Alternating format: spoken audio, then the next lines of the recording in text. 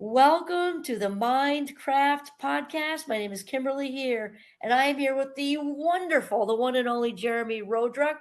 We met as we're part of a mastermind group, and Jeremy and I got to be fast friends, just got along just like peas and carrots. And now Jeremy is author of Lead Like a King. He has also got his, there we go, also has his own consulting business. Jeremy, oh, I forgot the parenting one. Put that back up there with its own. Show the back. Oh, Money back. Money back guarantee. I don't think I've ever seen that in my life. There we especially on a go. parenting book. Parenting book. And Jeremy has a Lead Like a King consulting business. He coaches, consults on relationships. So it's he works with men and also couples to work out relationship type things. He's very, very good at what he does. And this is episode 3, which is called the 24-hour marriage reset. Transform your relationship in a single day. I cannot wait to hear about this. Welcome back, Jeremy Roadruck. Well, Dr. Kim, thank you for having me on for a third time, and I'm excited to share some insight. Minecraft family, y'all are in for a wild ride. You have picked an excellent resource to listen to. Dr. Kim has a great heart, a great mind, a great insight, and I'm excited to be here for this third episode. So Jeremy, I am curious about this because for some married 35 years, I am super excited to hear about this, what you got going on with this 24-hour marriage reset and transforming your relationship in a single day, which is going to lead into this one liner. Well, maybe it's 2 lines. Single hinges swing big doors. One day can change everything. Tell us about Yes. So think about, imagine 10,000-pound doors, right? Big, heavy, solid. But if we put the right hinges on them, proper weighting, counterbalancing, we could move that 10,000-pound door with a single finger, right? Small hinges can swing big doors. Little tiny changes can pay massive discipline or massive results on the other side. Because what are you working towards? What is your goal? What are you trying to accomplish? You can work hard, right? Walking Mhm. from Dayton, Ohio to where I used to live to New York City, it's about 600 miles east, and you can walk, and that is hard work. You can be smart and you can drive. You can be even smarter and you can get in an airplane. But if you aim your airplane north or south, doesn't matter how fast the airplane is, you're never going to get there. Doesn't matter how hard you walk, run, fly, swim, nothing. North and south will not get you there because it's the wrong freaking direction. You got to go east or west. And west is the more interesting direction, right? Go the long way around to get to New York City. But it's the point that where are you trying to get to? And if you don't have that clearly defined, you can work as hard as you want and you can argue and fight as much as you want. But if you don't have aligned vision, aligned values, aligned goals, none of that matters. And those are the little hinges, right? I have all kinds of frameworks that I work with my clients on, things like 5 to Thrive. I actually did that for a couple who are semi-estranged. He's in one country, she's in another. And I asked them, the 5 to Thrive, here's the list, and what do you do? And she had her answers in like an hour because she knew what she needed to thrive. It took him 2 weeks. And this is a man who is very intelligent. He's been a judge, very successful in life in various endeavors. And it took him 2 weeks to figure out what he needs to thrive because no one's ever actually asked him what would make him thrive in life and love and business. He had been so locked in on for 40 plus years, survival's good enough. If I just have what I Right. need to get by, and I said, excuse me, I didn't say get by. Get I didn't by. say a good enough marriage. I said thrive. What would make you be alive at the highest levels and the deepest sense of purpose in your soul? That is my list that I'm looking for. Because we want to figure out this marriage and these two people who absolutely love each other, absolutely respect each other, but they're in conflict. Right. They're fighting with each other. Okay, I'm not here to make either one of you wrong because I think probably you both have very good reasons for the way you do the things you do and why you do what you do. My job is to figure out, is this a winnable game? for the two of you to play in life and love? And if it is, let's remove the roadblocks fast, like days, hours. And if it's not, let's own that with love and respect and release each other, no bitterness, and then find the person who will thrive with Right, you. right. Because what do you truly want at the end of the day in your marriage? For me, I have a relationship vision, and it's to shake the pillars of eternity. It's to have a love affair with this woman. I would go to the gates of hell and beyond to be with her. And I found her. It took me a long time. But this woman is the most amazing person to me, and she reaches me and understands me in a way nobody ever has. She's incredible. And I have that relationship vision that it's like, dude, are you pulling your weight? Are you truly stepping up? Because it's easy to get comfortable. It's easy to coast. Oh, it is. Yeah. I think a marriage kind of does this, like a lasagna noodle too. I mean, It, because when you're and both that good, it can be easy to. And remember, Jeremy, you and I were talking about looking at over at the dishes right now. Like it can get easy to those little things to be like, oh, just and then my yeah, husband would come in and do them, and I've done that. He's done that. We've both done that, yeah, and I work hard at catching myself yeah. because you can get Here's the deal. comfortable. But here's the deal, right? When you start to notice those roller coasters and then they do something, express gratitude. Acknowledge, oh my God, thank you for doing that. That means so much to me. Remember for yourself what it was like when you were single and had to do every freaking thing. And now I have a partner. I have someone who does things with me and does things You without share thinking or it. asking. Yeah, Oh my God, that was awesome. Validate it, score points, give the points, tell them what they did right. And I know we're going to talk about practical steps, but that's okay if I start with one right away, right? yeah, definitely. And that's how you stop that roller coaster because it's expectation leads to entitlement. Oh, no, wait, hold on 1 second. I gotta go back in my brain for a second. So expectation leads to obligation, right? I expect you to do the thing you've always been doing. So now you're obligated to do it. And then when you don't do it, I get mad at you. I withhold love from you because you're not doing your job. You're not doing what you're supposed to. That's not a fun game. But then obligation leads to entitlement. And once either of us feels entitled to the other person's time, money, energy, Yeah, no, body, no, no, it's not a thoughts, good roll. feelings, that's when all the good stuff dies. The antidote to all of that is appreciation. Oh, And it's 100%. genuine gratitude of thank you so much for that. So my wife does the dishes, I do the dishes. She loves the dishwasher, I love the dishwasher. Oh, we I love the share laundry. too. We share Yeah. too.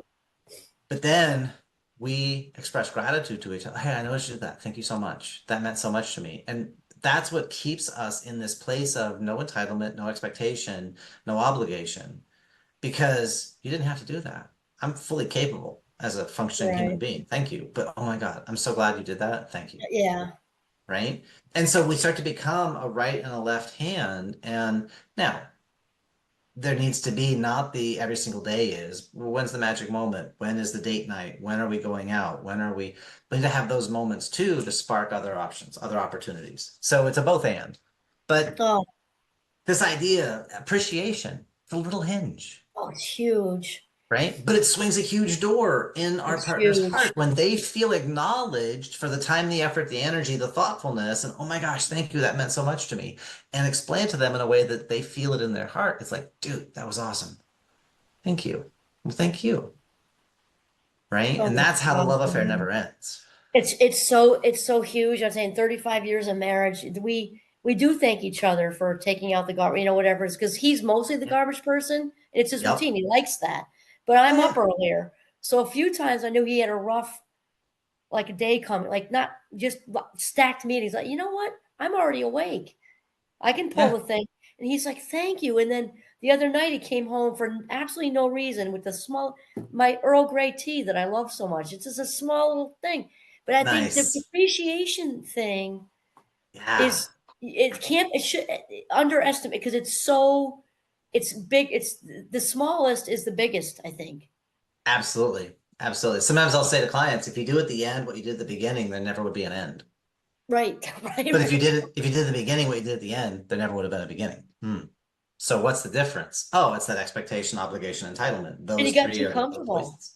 Yeah, absolutely. You took them for granted and you felt entitled and now you're dead. Yeah, Yeah. emotionally, right? So in the first two episodes, we explored the idea of self-leadership, masculine development, and now Yeah. we're going to get practical into struggling relationships and breathing life back into them in as little as one Oh, day, nice. right? So I Nice. have this 24-hour marriage reset. It's about interrupting negative cycles fast and then proving growth is real, not manipulation, right? And there's a big language piece I'm going to explain today as well. So this came out of a client that contracted with me for 3 months, and he and I had a conversation on a Sunday, and then he had a conversation with his wife on a Wednesday, and they had a marriage. They've been married 19 years, 5 kids, very successful. A divorce would have cost millions. He's a self-employed, lots of employees. They were in bed Wednesday night, and it had been 2 years. Like they'd had sex like twice in 2 years. Kind of just perfunctory stuff. And it was, she was so full up to here in her own head and her own heart with her own stuff. And everything he did just reinforced for her, I'm the wrong woman for you. You'd be happier with somebody else. You can't possibly love me. And he did. He absolutely loved his wife. But he's like, Jeremy, I can't live in a sexless marriage. Like I'm suffocating. And I love her. I don't want to divorce her, but what do I do? And as we talk through, we do a couple of calls to kind of explore everything. And as he explained to me what was going on, I said, yeah, this is not an unwinnable situation. We just need to pivot some stuff. And I gave him a series of frameworks and a series of tools to how to really understand, I'll say cats meow, dogs bark. You got to translate, dude. And it began with this idea of being present and being Hmm. playful. And that created a safety that now he can bring his power in and it can create openness with her and we can get to what's really going on. And she was able to be mentally open with him, which led to being emotionally open with him. And that night, she was able to be physically open with him. And I did a follow up 6 months later. She's now pursuing him. There was a storm that came through the night before our call, and she came out on the back patio where he was watching the storm and she apologized, said, I'm sorry the kids are home. And he said, okay, why is that? And she said, well, if the kids weren't home, I'd throw you on that picnic table and make love to you in the storm. That's awesome. And that was April of this year. I worked with him in October of last year. And so literally 6 months, she's pursuing him. And like it's been such a complete shift. And he and I Right. only did one session. He didn't use the rest of the time that he had booked with me. He didn't need it because he got what he needed. And they're now operating on a completely different level. And so I went Wow. through and like, what did I do with him specifically? I pulled out the best practices and created this guide for people. And it's 27 freaking dollars. So it's like you really can't lose. It's got a 90-day money back guarantee. We'll talk about that at the end. But Yes, let's make sure we get folks the info for that. yeah, yeah, yeah. But for him, it was one conversation that transformed everything because he was willing to take ownership. He was willing to be, I want results. I don't care about being right. I'm like, cool, I can work Good, with you. We can get good, there. good, good. Right. And sometimes I'll ask my clients, if I could get you the result in 10 minutes instead of 10 months, are you okay with that? Right? Because I work on result, not timeline.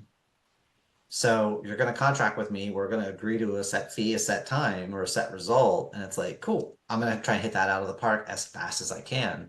So if I can do it faster, are you okay with that? It's the same fee either way.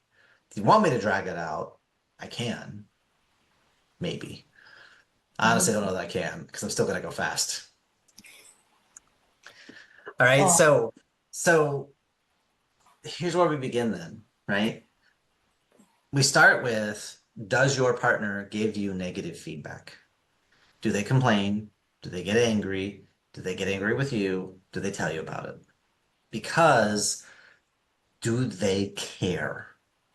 When they're in a place of apathy, they're a place of indifference, that's when it's truly dead. But if they can still get mad, see, people think love and hate are opposites, and they're not. They're different versions of passion because love or hate means you care. Indifference or apathy, you feel nothing. You're bad zero. news. Yeah, bad news. Right? I had a relationship that failed, and for a really long time, I hated that person's name, and I automatically did not like anybody who had that person's name through no fault of their own, just the association with the name. And I had all this baggage. And then one day I heard the song Somebody That I Used to Know. And in my mind, I referred to that person no longer as my ex-girlfriend, but as someone I used to date. And oh my gosh. I was like 10 feet taller than I had been for months, actually years at that point, because I had disconnected my identity. It was no longer my ex-girlfriend, ownership, identity. It was somebody I used to date. Oh, that's so much more freeing.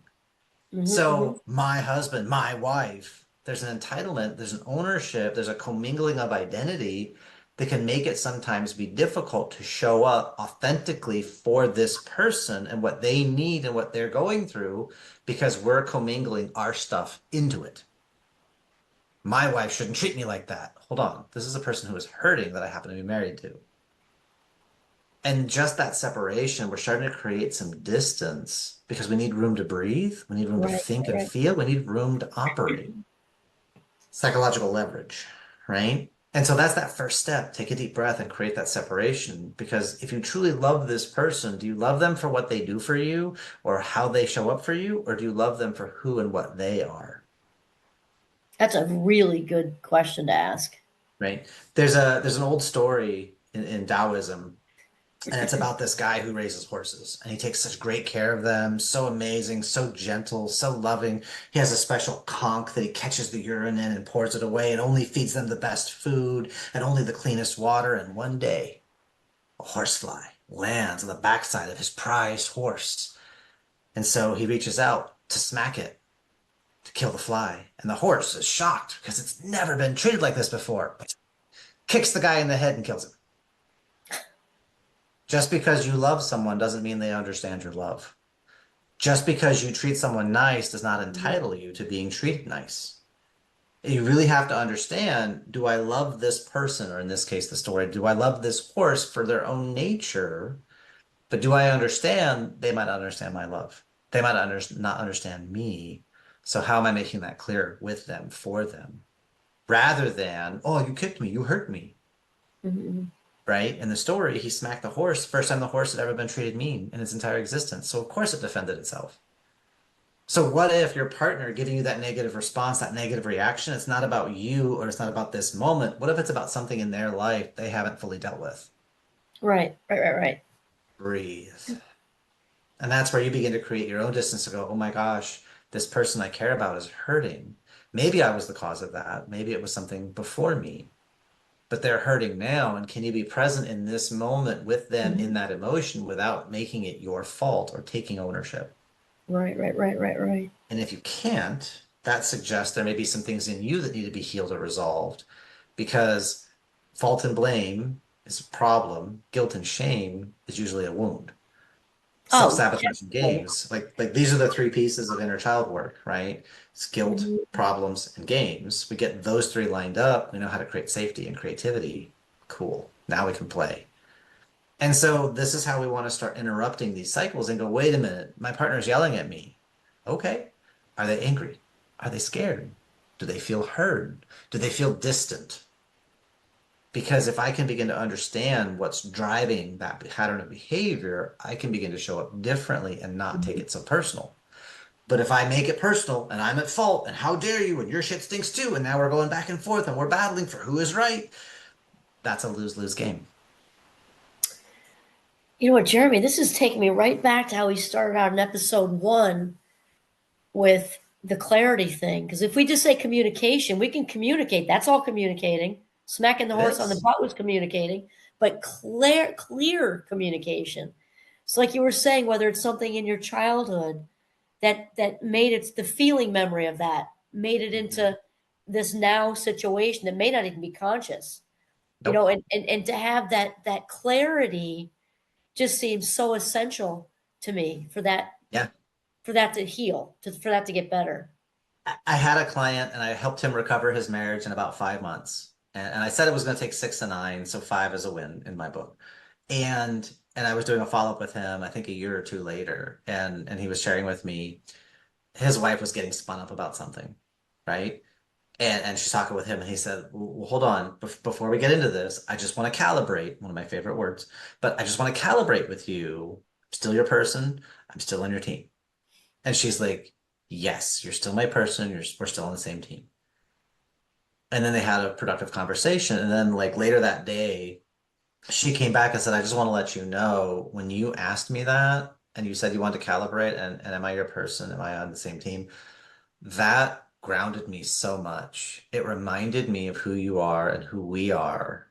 And it Mhm. made that conversation so much easier, right? And so it's putting in these touch points, these language patterns prior to crisis, prior to high stress of like, we're on the same team. I'm your biggest fan. I'll kick anybody's butt that's hurting you, even if it's I have to kick my own. Tell me more. That right there is the gift of masculine presence. And it's no fault, no blame, no guilt, no shame. It's Right. ownership.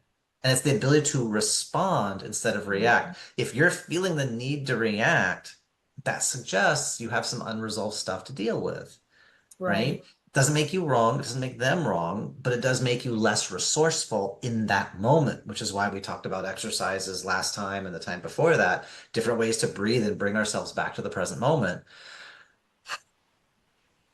I can't give you what I don't have. And if I don't have clarity, if I don't have solidity, how am I going to give that to you? If I'm chaos and turmoil, I'm going to give that to you, right? Ask you this, what's one plus one? You asked me to. Yeah, two. People will say that. In a relationship, one plus one has to be one because we're a team, because we're aligned, because I have your back, you have mine. And then we add a kid, one plus one becomes still one because we're still unified. We understand our values, we understand our principles, we understand our vision. And then we add another kid, one plus one becomes still one. But these four are unified, solidified. This is integration. One plus one becomes two. We're two separate people living our own lives. This is not a family. This is not a unit. This is not a team, Right, right, right. right? If I'm going to train soldiers, I got to get them on the same team. If I'm going to put a championship team out there, I got to get them on the same team. One plus one becomes one. That's kung fu. That's skill. That's ability. But on the flip I side, love what's a that. half plus a half? What do you I think? think I don't know if there's a trick here, so I don't know. But what's your first instinct say? Half plus a half is? You want me to say a whole?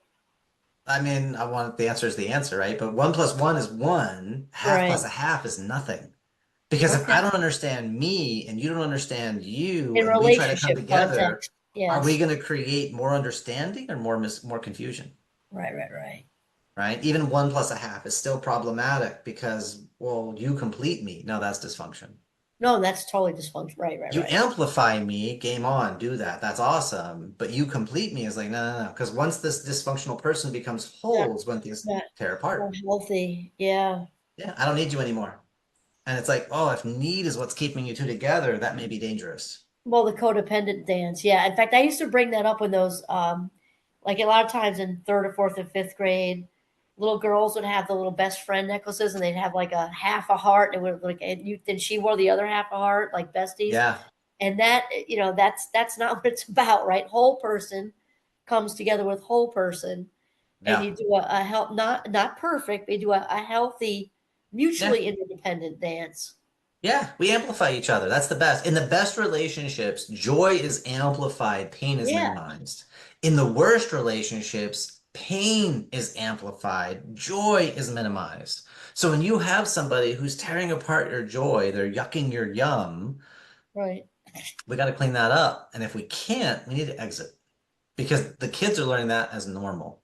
They're learning that as the standard, and they're going to go try Right, to right, right. recreate that in their own lives. That's how we get generational dysfunction, is because, well, that's Um, normal. That's what I'm supposed to do. If you're not jealous, you're not really loving. If you're not scared, you're not really loving. If you're not manipulating each other, you're not really loving. Right? There's a one of my students when I had the Kung Fu school is an older gentleman who was dating a woman. They're in their 50s, and we went out to their houseboat and had a lovely afternoon.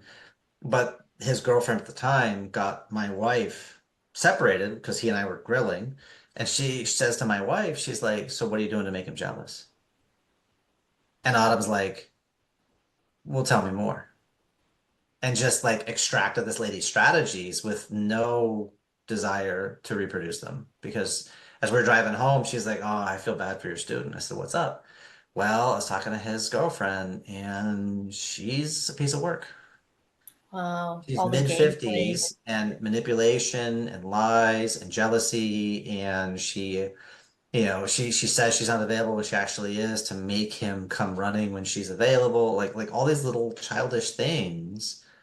Like, wow. And my wife was more than half her age at the time, going, ugh, I feel bad for him. Right? Well, it's very sad because obviously that's not saying it with judgment either, but it's, the whole codependency thing is coming from woundedness, obviously, and Yep. dysfunctional egoic thinking also. So I know sometimes I like to say, like when people say, you know, unconditional love, it's like saying drugs and alcohol. You don't have to say both Right. because the real deal is unconditional. If you say Mhm. conditional love, it's an oxymoron because the real actual divine love that connects regardless of what religion, not just Yeah. in general, that Yeah. connects that Yeah. you and me and connects us. There are no conditions. Any of those conditions are all coming from an ego place, not Yeah. a Yeah. But the rain falls on the just and the unjust alike. right. So just fall like rain, right? But then I also find know. out who should you play with that's safe to play with. So so when I'm working with somebody on a quick reset, this idea of transformation, really it comes down to three main pieces. Number one is presence, right? And then we go playfulness and power. So we have that sequence. Number two is a plan. What is your compelling vision? Where are you going? Right? We talked about that clarity multiple times. And then the third is the testing and the proof, right? Right, And right. this is where a lot of couples get into trouble is he starts making changes and then she attacks it. Why are you changing now? Why does it even bother? Why do you even care? And it's like he's finally doing the things that she wants, and I have to Like, explain to what's the an guys, example, Jeremy? Because I wanted you well, to it's state it's that, like a visual. yeah, yeah. Well, so like, he's like, you're never here, you're never help out. So now he's like around the house all the time. Right, right, Or right. he's like all of a sudden he's like doing more chores. He's doing the dishes. He's doing the laundry. He's proactive about the trash in the yard. He's trying to carry more of the mental load, quote unquote. And she gets resentful because like, why now? Why are you doing this now? And like she'll attack it and she'll poo-poo it. And it's like, I'm doing the thing Right. and you're making me wrong for it. I'm not gonna do it anymore. And it's like, dude, that was a test. What she really wants to know is, yeah, you're making changes. Is this real? Can I trust this or not? Because you've Mhm. said and failed so many times before. So you have to know how to pass her test, right? And it's really about not getting caught up in the battle about who's right. And it's about what's right. And it's owning she has every right to be defensive. She has every Right, right right, not to right. trust you because you have to showcase, you have to demonstrate, no, this is who I truly am because I'm growing forward. I'm not, yeah, I'm making changes, but it's not because I'm changing. It's because I'm growing in who I am. This is me, whether you give me feedback or not, whether you like it or not, I'm going to continue to do this because this is who I am becoming. Is this better version of myself, this stronger version, this more present version, etc. You have to take ownership of that pattern because if she feels, well, I gave him enough pain to make him change, Mhm, mhm. I got to keep giving him pain the whole rest of my life. I don't want that marriage. I don't want that life. Right, right, right, right, right. Right. And so he's got to take back that power and say, no, this is inherent in me. This is intrinsic to me. Not, I'm doing this to make you happy. I'm not doing this to shut you up. I'm not doing this just to make you, then once you're like placated, I'll go back to the crap I was doing before. It's like, no, dude, you genuinely have to continue to grow. Again, write results. Because the minute you go back down to how you used to be, guess what you're going to get? Her doing the exact same thing. So enjoy your divorce.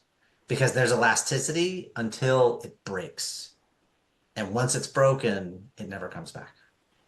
No, and is it ever a good idea to make yourself smaller just to meet, just to connect with somebody? I would say probably not. Nah, rarely. I mean, children, only because they're children. Different, different, yeah. But I mean, like Yeah. emotionally wise, you don't want to lower your vibe per se just to connect. You know what I mean? Correct. Totally. Correct. 1000%. Now Well, you've got that's a few. Go ahead, Jeremy. no, no, go ahead, go ahead. So you've got a few things here just for time. I want you have how the reset works, the three pillars, and then you do the practical steps, and then how women can use this too. So I didn't know empowering female listeners to introduce this approach and model it for themselves. So that's under the practical steps part. Actions Yeah. couples can try immediately in 24 hours. Yeah, so really the first thing is ask your partner, say to your partner, I don't want to be right. I don't want to be right about this. I want to get a result with you. I want to be on the There same you page go. with you. I want to get clear with you. Own the result that you actually want from this exchange, whatever it is that we're doing. Because too much of this back and forth, you guys are seesawing at each other over who's right or who's hurt the other more or who's sacrificed more. This is all the power couple, all the power couple bullshit of how much I've sacrificed, how much I've provided, how much I've given, how much I haven't gotten what I wanted. And it's this constant need for validation. But I'm not going to validate you until you validate me. Good freaking luck. You can't get what you don't have. Right, right, right, right, Power right. partnership, how can I fill you to overflowing? Let me give you what you need to thrive. And if you're the right person for me and I give you what you need to thrive, you will naturally flow it back into me. And if you don't, isn't that an interesting thing? Because if you just take and you never give and you don't really know how to receive, you just take,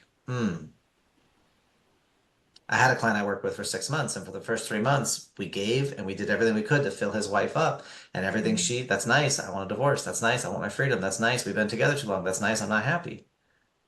And so then the next 3 months was how to exit without being bitter and being wounded and being weaponized. 2 years later, she came back to apologize. And he was right. He said, thanks. I don't need to hear that, but you're a great co-parent. Have a nice life. Because he Cool. had evolved past her. He didn't want a Right, relationship with her anymore. right. Right. And he gave everything he could, and she just wasn't there. She needed to go on a different journey. And then she gained experience and realized the grass ain't greener, and she had a really good situation. And now she's maybe trying to try and get it back, and he's not available for that anymore. He's moved on. Because he healed and got healthier. Exactly. And he's not interested in the codependent. You're a great co-parent. You do a wonderful job with our sons. I could not ask for anything more. And I don't want anything more from you or with you. Ouch. Right? But that's ownership. And I'm That's sorry just if how this it hurts you. is. I'm sorry if Just this hurts you to hear it, but this is the truth. And I have to too stand on little, the too truth. late. Yeah, yeah, Yeah, that's completely. hard. And so that's that first step we talk about shifting the mindset is look, I don't want to be right about this. I want to get a positive Mhm. result with you. I want to get on the same page with you. I want to get to clarity with you. But you have to own the result that you're looking to go claim. And then you work to get it. And you got to ask yourself, do I want to be right or do I want results? Right? Talk about micro rituals. Talk about is when you guys are in a good place with each other, say, hey, look, I just want to get on the same page because I know sometimes we get into these arguments and they get away from us and we may say some stuff that we feel, but might not be 100% what we truly believe. So here's Mhm. what I'd like to do if it's okay with you is, and I'm just doing this, I'm saying this for me. If it works for you and you want to do it too, totally open to that. But when I feel like I'm getting too full of my own thoughts, fears, emotions, doubts, I'm about to say something really ignorant and hurtful and stupid. What I would like your permission to do is I'm going to do this, which means time out. And then I'm going to go walk away for about 5, maybe 10 minutes to calm down. And then I would like to come back and have a conversation with you when I'm in a better place. Would that be okay with you if I stop putting my foot in my mouth and saying dumb shit and I just go pause and cool off for a minute? And it's not that you have to put me in this, it's me owning I'm getting stupid. Would that be okay with you? And this is an example of a micro ritual. It's just a way to de-escalate when we realize the argument or the passion or the wound or whatever is going on between us is getting away from us. I don't want to say things that hurt you because, yeah, I may feel it, but I know it's not true. I know it's not real. So, can I have permission? And that's really what that's for is extricate from that. So another thing you can do is what I call a micro ritual. It's when you guys are both in a good place with each other, no stress, no tension, just say, hey, I've been thinking and I want to have a way to like hit the pause button when things get a little heated because I know I'm guilty of this where I like run my damn mouth and I don't want to be that guy. So what I'd like to do is I'm gonna do this. And what this means is I love you and I respect you and I admire you, but I'm not feeling like I'm in a resourceful place. And I'm going to say something that's probably going to sound really shitty and really hurtful, but I don't want to. And it might come out of my mouth like, fuck you. So I'm going to do this instead as a way to say, I need to go shut up for like 5 to 10 minutes. Would that be okay with you if I put myself out to just calm down? Whatever's going on with me is my business. It's not fair to take it out on you. Would that be okay with you? And what you're really doing is you're getting consent with your partner to go to neutral corners and you tell them. you know. And if you want to do that for yourself, definitely I will back off. And if you do this, I will take a step back and give you space so that you can calm down and you can process. Because I don't want to fight with you. I don't want to say hurtful things that may feel real in the moment, Right, but I know right, they're right, not right. really true. And so that's what this is designed to do, right? They do it in sports all the time, timeout. But it's I'm Mhm. doing it to myself. It's not you go away. It's like, no, I'm realizing, right? Right. But the idea there is it's the two of you agreeing, here's how we're going to handle the stuff between us, right? If you've got an issue with, like, oh, I'm doing something, I'm busy with the whatever, it's like, put a tie on the door, which means you're busy and you can't be bothered right now, and then take the tie off and open the door when you're available. Like there's a way to communicate with your family if you're Mhm. working at home so you not have conflict. With younger kids, I'll tell the parents to take a construction paper, take a Pringles can, construction paper red and green. And then red up top means I'm not available, green on top means I'm available. Because kids don't know that we're not available when we're working at home to just like be available to whatever whimsy they Right, right, have. right. No So we don't want boundary. to shut them off or don't interrupt me when I'm busy and how dare you and who do you? We don't want to attack them. So we got to train them, give them a visual symbol that like, oh, dad's not available. Oh, mom's not available. Oh, mom is available. Dad is available. So we use this red light, green light with each other, right? And there's all kinds of things you guys can find where wherever you have conflict or stress about, there's a certain area of the house that looks like crap, and mom gets so mad about it all the time. And I'll ask the family, hey, would you like to stop fighting about that? All right, cool. Here's what we're going to do. Mom, you clean it up with them and tell them exactly the standard you want and why you want it and how it makes you feel. And then we're going to take a picture of it. We're going to print it out on an 8 by 10 piece of paper and we're going to put it on the wall next to that area. And then when anybody sees that it doesn't match the picture, put on some music, do a 5-minute power clean, make it match the picture. Because do you want to be right? Do you want to get results? And it's a fun, playful way to like get things more to mom's standard, or it could be dad's standard in the garage with the tools. The point is having clarity, people can see it, they can hear it, Oh, they can feel totally. it, and it cuts the communication because under high stress, our words usually don't work so well. So then great, Mhm. have different ways to get there, right? And then the third thing, the surprise acts of service. Really, it's not just acts of service, but it's surprise ways to touch on your partner's love languages. And if you haven't done the quiz, there's all kinds of quizzes you can take that are online for free. The Five Love Languages is a great book. But how can I pour into my partner in one of the five love languages? Words of affirmation, physical touch, quality time, um, gifts or acts of service. How can I pour into you doing something meaningful for you and taking something off your plate, taking some stress down? How can I surprise you with that? Words of affirmation. Let me write you a little letter, put it in the mail, and then you get mail at the house that says you're doing a great job or how much I love you and respect you. What are these little things you can do to put energy into them, deposits into their emotional bank account with no thought of what you're getting back out of it, right? If you give something because somebody else deserves it, you're not giving, you're paying for services rendered.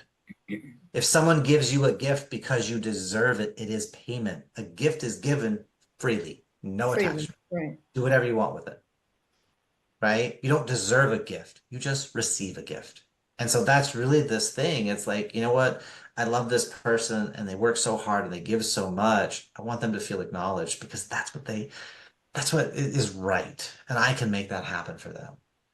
If you give to your partner for the next 90 days and fill their cup to overflowing, then you give them the opportunity to see what they do with it. Do they flow back into you or do they just take and take and take and take and take and it's never enough? And that's really like how we begin this transformation is you got to change the game you're playing. Right, So they got right, to right. change the story you're telling yourself. And that's the course that I have goes through and explains this in much greater detail and gives specific examples, how to pass the tests, how to acknowledge them and deal with them playfully, how to get her to open back up and talk to you, and how to handle these challenges that are going to show up because how many guys are like, oh, is it even worth it? Like, I don't know, man. You have to decide for yourself. When she's filled to overflowing, is she the most amazing human being you've ever met? Which is why you put your life in her hands and your future Right. happiness in her hands. And if not, why'd you marry her? But if so, if you could have that woman back that you married, would it be worth it? Okay, there's your answer. Do you want to be right or do you want to get results? I love that, Jeremy. Do you want this been just so many. This is such good stuff, everybody. If you haven't heard the first couple of episodes, I'd strongly encourage you because they're kind of Jeremy's threaded them together beautifully. A lot of clarity, a lot of tips, a lot of very practical, easy to do things for people that make gigantic changes in a relationship. A lot of the giving mindset. I don't think we actually labeled it like that, but Jeremy's had just so much here, and Jeremy's offered also a couple of complimentary or free things along the way. One in the first episode, there was a quiz. The second one had what was the second one, Jeremy? The second one was it was the Lead Like a King Essentials, and it talks through when a man is out of alignment and in alignment. So if you take the quiz, you're going to get these 9 dimensions. So what does Right, that right, right. mean? We can book a call to talk about it, but there's also the second one we talk about, it's a framework for a man out of alignment in these 9 dimensions behaves certain ways, and a man in alignment behaves these other ways. So you can see where you are and what your next step is on the journey. Because maybe you're done with fault and blame, and you've dealt with guilt and shame, but you still find yourself self-sabotaging. Oh, we got to change the game you're playing. So how does that work? And then we've got some explanation in there to help make that make sense. And that's all free And too, right, Jeremy? All yeah, that's all complimentary. free. Yeah, yeah, yeah. And then this last one, this is honestly, it's $27. Go get the marriage reset, right? It's 24-hour marriage reset, 90-day money back guarantee. And we're going to hit you with an open up script to get the conversation going again. And I explain, what did I do with this client and how did we get there and what exactly did he say? So you have a framework that you can actually use. How do you pass your tests? How do you handle the criticism? But then we're going to give you a master playbook for really how to have the big conversations. There's 5 big conversations that get marriages in trouble. So how do you handle that? How do you navigate that? I'll give you the scripts to follow it through. And then you're also going to get, let me grab, there's one more bonus on there. Give me 1 second. It's on my Facebook stories today, actually. Boop-a-doo. No, take your time. There we go. The big conversation, the King's Confidence Formula. So how can you it's a training, it's an exercise that you do. How can you fully embody what it means to be a king and actually feel it inside yourself to own that sense of presence and carry that forward into your conversations, your business dealings, parenting, marriaging, all the stuff? How can you truly show up and embody that in a real sense? No woo-woo, actual practical stand like this, stand up, do this with me, and here's how you would feel it, and here's how you own it, and then here's how you lock that in so it becomes more of your identity. So it's a complete package to really help you transform. Ladies, if you've got a husband who's like, I'm not going to therapy, I'm not talking to a counselor, fantastic. I'm not a therapist, I'm not a counselor, I'm a consultant. We have conversations, life gets better faster. That's what I do. And so, you know, go check it out. We'll have the link in the show notes, because there's a specific URL that we need to have you guys go hit for tracking purposes. Um, but yeah, that's the 24-hour marriage reset. I'm really excited for this to be coming out and really more couples using it to elevate communication, relationship, play, all the everythings.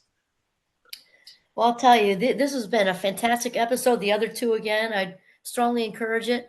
Let's face it, life is not a dress rehearsal. This is the big game. So I'd strongly encourage you to invest and give Jeremy a call and reach out for a discovery call. I forget what you called it there, but a call to figure out if you'd like to maybe do some consulting with him, and definitely grab the book. Definitely grab Lead Like a King. And that's it. Thank you once again, Jeremy Roadruck, for being with us here today. It has been my pleasure, Dr. Kim. Thank you for the time and the space to share some perspective.